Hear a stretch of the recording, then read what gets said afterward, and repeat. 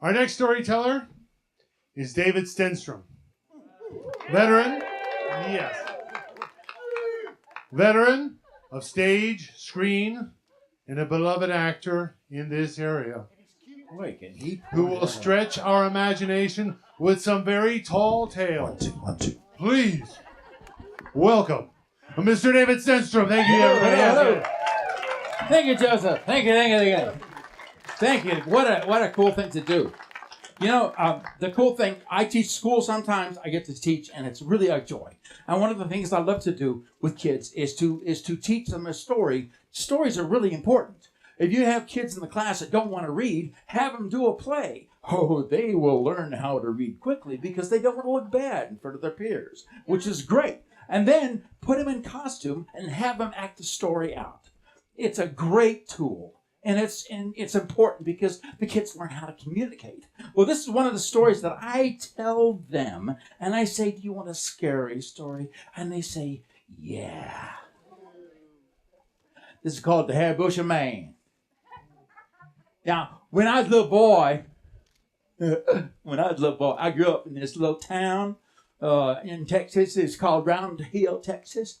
Called Round Hill, Texas, because right in the middle of town there was this big round, hill.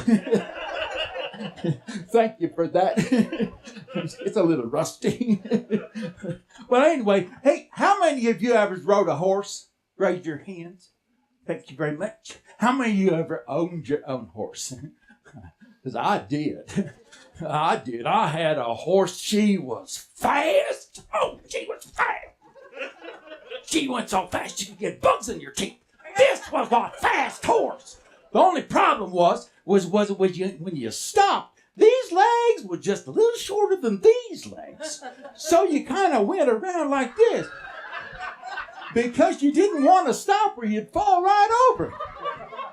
So when I get off her, I just had to push her up against the barn. I named her Eileen. It's a little joke. The crowd turned. Well, one day I was out in the yard playing, and my mama comes out and she says, "Billy!" Because that's my name. She said, "Billy!" I said, "Hello, yes, Mama." She said, "Grandma Gump is sick." I said, "Grandma Gump is sick?" She goes, "Grandma Gump is sick." I said, "Oh, that's terrible." She said, "Well, you saddle up old Eileen. I'm going to bring out some of my fried chicken, my cornbread. You take it on over there." I said, "Oh, Mama. Oh, your fried chicken is lickety-split and that cornbread with little honey on it dripping down your face. It's got nectar of the gods." She said, "Well, you saddle up old Eileen." So I did saddle up old Eileen and leaned back up against the barn. I got back on and was just walking around. Mama comes out with the fried chicken and the cornbread. I put it in saddlebags, carefully, of course. And she said, "Now, Billy," that's my name. She said, "Billy, you get home before dark and you go up through town. Up by the church where Reverend Jones gets up and yells at you on Sunday morning. Don't you go down Bushy Creek Road."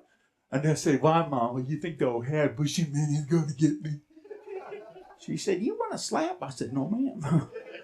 I don't." She said, "Well, get on." Well, I dug my heels in old Eileen. Nothing better than a fast ride on Eileen. Well, she takes off like real slow. Because Eileen does what she wants to do anyway. And then we got to the top of the driveway, and she just takes off lickety-split, right up through town, up by the church where old Reverend Jones gets up and yells at you on Sunday morning. And in no time at all, we're pulling up to Grandma Gump's house, and there she is sitting on the front porch. I said, "Hey, Grandma Gump." She goes, "Hey, Billy," because that's my name. You're picking up on it. I got hope for you. Oh, Grandma Gump, she's got a shotgun sitting across her lap. And she picks it up, aims it right past me, and boom, that thing goes off. I said, "Grandma Gump." She said, "Well, those rabbits are getting mighty friendly with my lettuce, and I want them to find something else to eat." I said, "Well, Grandma Gump, Mama said you were sick." She goes, "Well, I was sick. I was sick. Well, I brought some fried chicken and cornbread just in case you was. She goes, oh, your mama's fried chicken. Oh, that is lickety split. And the cornbread with the honey trickled down your face. And it just, what, nectar of the gods. She said, get on up that horse. Well, now, y'all remember how wonderful it is to be with your grandma? And how you could talk and talk. And she was always so interesting. Well, we ate fried chicken, got honey everywhere, and just talked and had a great time. And then I looked out and I said, Grandma Gump, I gotta go. It's almost dark and Mama gonna take a switch to me. She said, well, you get up back on Eileen. So I get on old Eileen and I'm standing there. She says, now, Billy.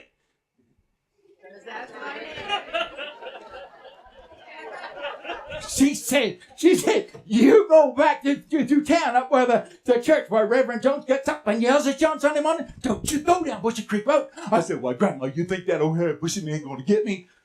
She looks at me real cold and serious like. She says, people say he doesn't exist, but I've seen him. And I said, yeah, Grandma, I will. So we go on up. Walking up to the corner, you know, where the road splits. You go down there, that's Bush Creek Road. You go up there, that's where Reverend Jones is and all that stuff. And I said to Eileen, well, Eileen, which way do we go? Do we go down there, Bush Creek Road, or we go up there through town? Well, Eileen looks down, and she looks up, and she looks down. And she looks up, and she looks down. She looks up, and then she turned and went down Bushy Creek Road.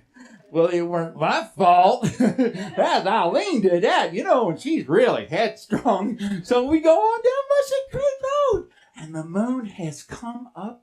It's a big, fat, full moon. It's a beautiful night in Texas. Oh. And you know how Bushy Creek Road is? Got those trees that come all right over. It's like driving down a tunnel. And little bits of moonlight trickle through and show on the ground. Why, it's magical. We're riding along. Just a little spooky. Because she's seen that bushy man. And that's when I heard something. Well, I looked around behind me. I smelled sage.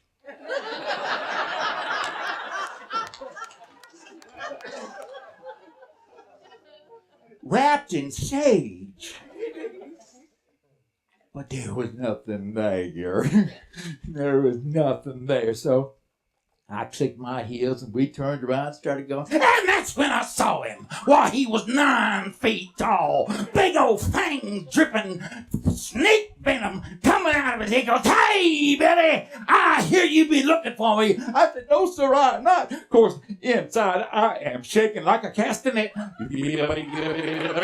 He goes, oh, yes, he's this. Hey, how you like my old fingernails? They was long fingernails. How about we make some spaghetti? You scared yet, boy? And I said, no, sir, I'm not. Of course, inside I'm shaking like a leaf. Shaking like a leaf. He goes, ooh, how about I bite you one and you be dead as a doornail?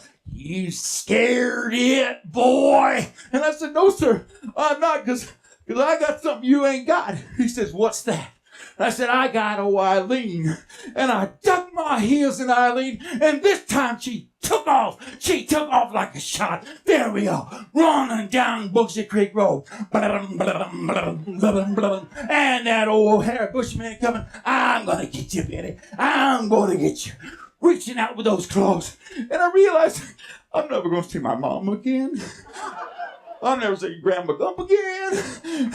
And then I remember old Grandma Gump said, she said that spooks can't cross water, moving water. And I'm going down Bushy Creek Road. Bushy Creek Road. Of course, there has been a 7-year drought. Things is not looking good for me. And I'm riding, and he's getting closer. He says, I'm coming for you. I'm these leaves reaching out for those horse feathers. And just then, I see through the trees the moonlight shining on the moving water. And I think, We're going to get there. We're going to get there. And we ride as fast as we can. As fast as we can. I'm going to get you, Billy. And just as he reaches out for a big bunch of horse feathers, Eileen leaps up out of a bushy creek. And you know how Bushy Creek has that big round rock right in the middle? Our hoofs came down on it. 1, 2, 3, 4. Sparks. 1, 2, 3, 4. And we leaped on over to the other side. And I look back. And that old hairy bushy man. He's saying, I'll be looking for you, Billy. I'll be looking for you. I'll be looking for you. He backed into the darkness. I never saw him again. I went on home, and I told my mama. And after she gave me a whooping, she called the sheriff. And I told him what happened. And after he gave me a whooping, then he went down there to Bushy Creek Road, and he looked right. He didn't see it. He didn't find the hair bushman. He even asked old Clem, who lives in that shopping cart down there. Clem didn't see anything. I'm not surprised. But you know what they said to me? They said I have an overactive imagination. Can you imagine that? An overactive imagination. Because I tell you, you go down Bushy Creek Road in the middle of the day, and you see that old round rock, and you look close. You look close on that round rock, and you'll see the hoof marks from old Eileen's hooves. You see? Now that's a story.